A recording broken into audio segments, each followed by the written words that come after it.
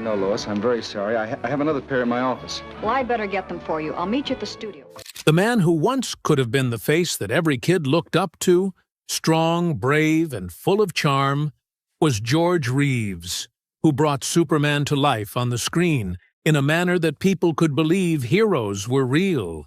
He was not just an actor, but, to many, he was Superman. The tragic part is, however, when he died suddenly in 1959, his funeral was not like the one fans expected. The crowds did not appear. The cameras were absent. Hollywood, where he had once been a star, was silent. Only a handful of people came to say goodbye. It was quiet, almost too quiet for someone so famous. How could it be that the one who was loved by many people ended up with such a lonely farewell? Could it be just the wrong time and place? Or maybe there were unknown, darker reasons why people did not come and kept their distance? What resulted from the man who was behind the cape? Besides, why did the world reject Superman when he was in the greatest need of them? All about George Reeves. George Reeves, the original Superman, was born on January 5th, 1914, in Woolstock, Iowa. He was given the name George Kiefer Brewer when he first came into the world. Unfortunately, his parents separated soon after he was born, and George spent most of his childhood moving around with his mother. They were in Kentucky, then Illinois, and finally went to California, where they stayed. In California, George's mother, Helen, married a man named Frank Bessolo. Frank adopted George, and from then on, he was known as George Bessolo. However, this marriage didn't last long either. Helen told George that Frank had died after the two of them separated. But when George was older, he found out that Frank was still alive. This emotional confusion was very hard for him, and he had it for many years. Having experienced all those highs and lows of his early life, George still found joy in the arts. He was a performing enthusiast in school, both as a singer and actor. Following his graduation from high school, he attended Pasadena Junior College and then moved to the Pasadena Playhouse, a famous acting school. There, he also met Eleanora Needles, whom he later married in 1940. The marriage was over 10 years later when they got divorced in 1950. Probably George's big break came in 1939 with a small part in Gone with the Wind. Although minor, the role was enough for him to get noticed. Then he quickly signed a contract with Warner Brothers, and that is when he officially changed his stage name to George Reeves. He remained busy over the next few years. However, very few of the movies that he featured in were high-quality, successful, and better B-movies that helped his career. George later signed with 20th Century Fox, but that deal was just as short-lived. In the year 1942, however, he was cast in a war drama. So Proudly We Hail, which gave him a new insight, he opted to be a soldier. He joined the U.S. Army in early 1943 and was accordingly assigned to the Army Air Forces. Besides being the main actor of the play Winged Victory, he was also in the movie version, as well as recording training films for soldiers. When the war was over, George went back to Hollywood, but the roles that were offered to him were few, and the industry was setting a new course. He accepted all the work that was available to him, even taking some small roles in films, and there was a time when he was also digging cesspools just to make ends meet. In 1951, George got an offer to play Superman in a new TV series. Initially, he wasn't very enthusiastic about it because, at that time, television wasn't as respected as it is now. However, the series became very popular and turned George into a celebrity. On the other hand, the victory was not without some drawbacks. George was consequently so associated with the character of Superman that everybody forgot his other roles. His contract did not allow him to work on other projects. Failed comeback plans. During the late 1950s, George Reeves was in a tight situation. While fans loved him as Superman, he couldn't get rid of the character. Most casting directors were not able to recognize him as a character other than the Man of Steel. He had become typecast, and no matter how much he tried, Hollywood didn't give him serious acting roles anymore. Besides that, he was very disappointed with the low salary he received for such a big and demanding job. To be honest, George wanted to have more freedom in his creativity and also break away from the image of Superman, so he came up with a plan to make his TV show. He named it Port of Entry, and he also wrote the script.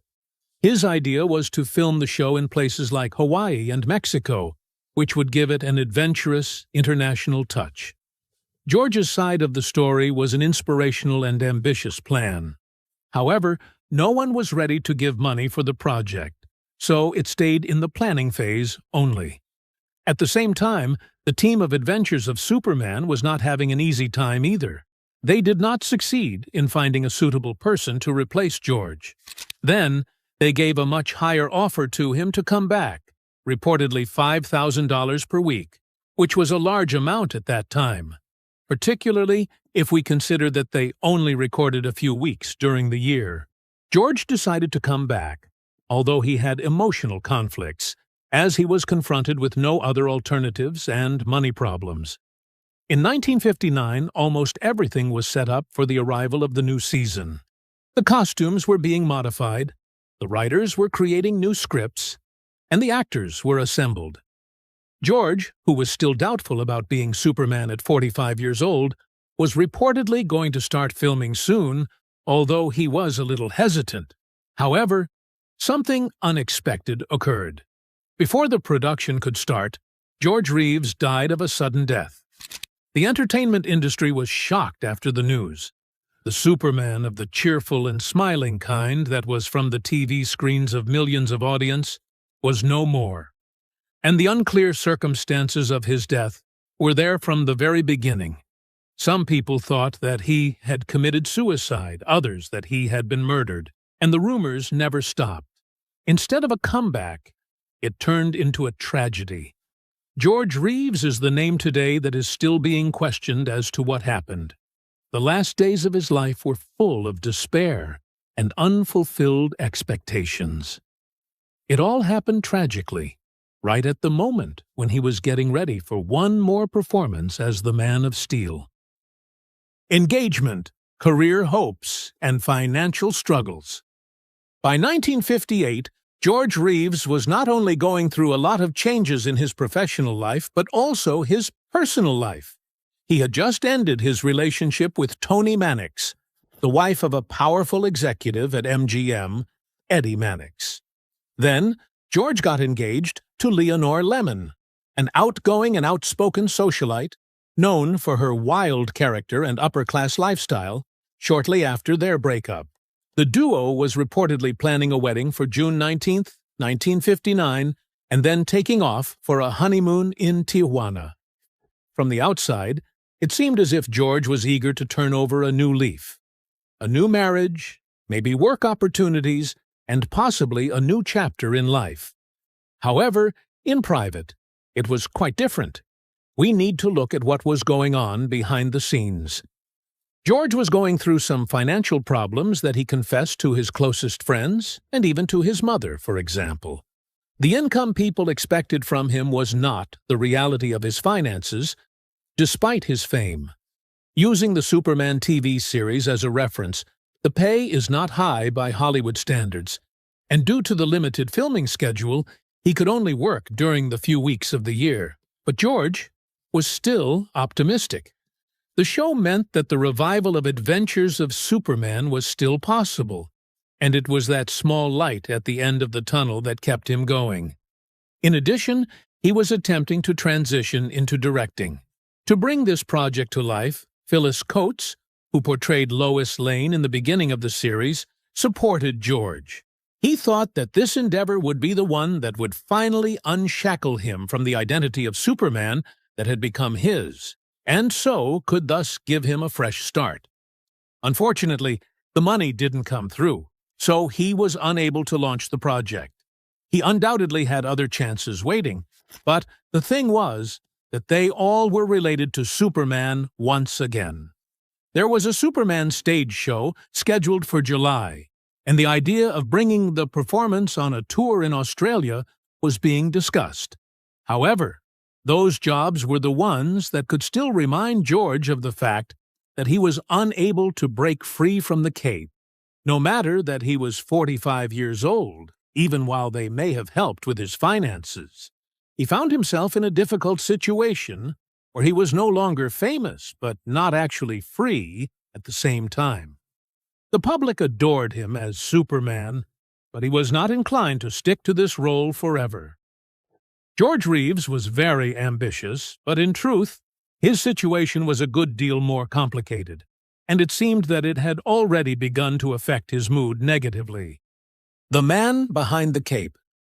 Even though George Reeves was feeling really tired of being the Superman character and being known only as that, the people who loved him always spoke about his character in a very positive way. Most often, people would tell stories about his good nature, respectfulness, and down-to-earthness. It's like he was one of the few men in the entertainment industry who were not very egotistic. To many of his co-stars and crew, he wasn't just Superman on screen. He was a genuinely good guy off camera, too. There was a sign hanging on George's dressing room saying, "Honest George, the people's friend." It was that kind of nickname that fitted him perfectly. He was good to everyone, from the business side of the studio to those who were working there. He was polite, kind, and always ready to help, especially to children who were his biggest fans and wanted to see him only as Superman. George got it that being a hero in kids' eyes was a big responsibility, and he didn't treat it as just a joke. On top of that, during a new adventure of promoting the show in the southern U.S., George was made Kentucky Colonel as an honorary title. Though it was a light, joking gesture, it was very important for him. When he returned to the studio, the prop department had changed the wording on his dressing room sign. It was new. Honest George, also known as Colonel Reeves. This was one of those moments that, although small, reflected not only the appreciation of people towards him, but also his willingness to be recognized as more than just a guy in a cape. That sign was certainly not a joke or a nickname. It referred to the actual individual behind Superman. George aimed to make people aware of his additional talents, not only as a performer but also as a human being.